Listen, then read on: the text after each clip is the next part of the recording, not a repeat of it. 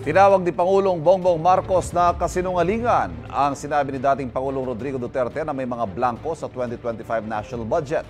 Depensa naman ni dating Chief Presidential Legal Counsel Attorney Salvador Panelo, nagpahayag lang ng legal opinion si Duterte.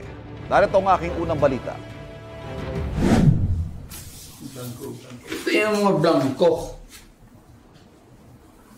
Hindi mo nagpas ilo with blank. Sa special episode ng podcast na Basta Dabawenyo, may mga pinuna si dating Pangulong Rodrigo Duterte sa hawak nilang kopya ng Bicameral Conference Committee report ng 2025 national budget. Galing daw ito kay Davao Congressman Isidro Ungab na minsan naging chairman ng House Appropriations Committee.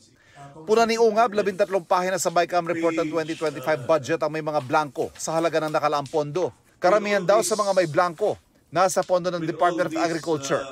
May blanko rin daw sa unprogrammed appropriations.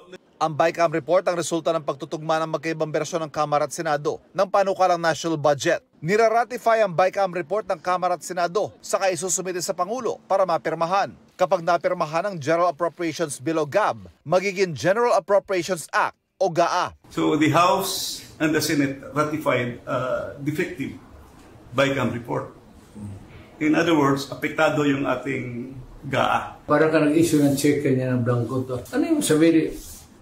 Sila na ang maglagay, ang sekretary o ang direktor? Anong kalokohan ng naisip ninyo niya? That is falsification of law. Perjury or whatever criminal action.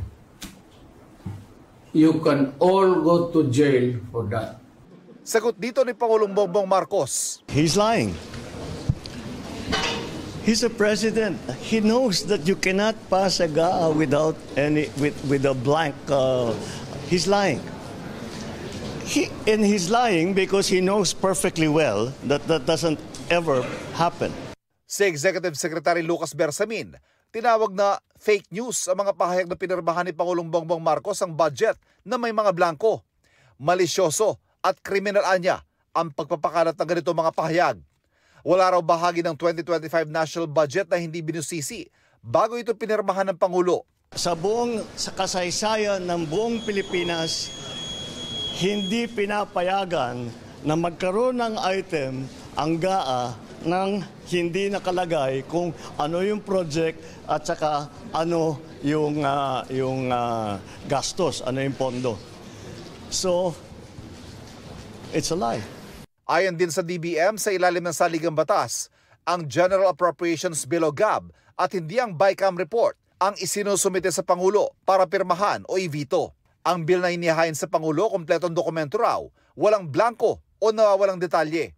Sabi naman ni dating Chief Presidential Legal Counsel Attorney Salvador Panelo, naghayag ang dating Pangulo ng legal opinion. Ani Panelo, kung totoo mga pahayag ni Ungab na pinirmahan ng GAA ng may mga kahinaan, maaaring makulong ang mga may pananagutan.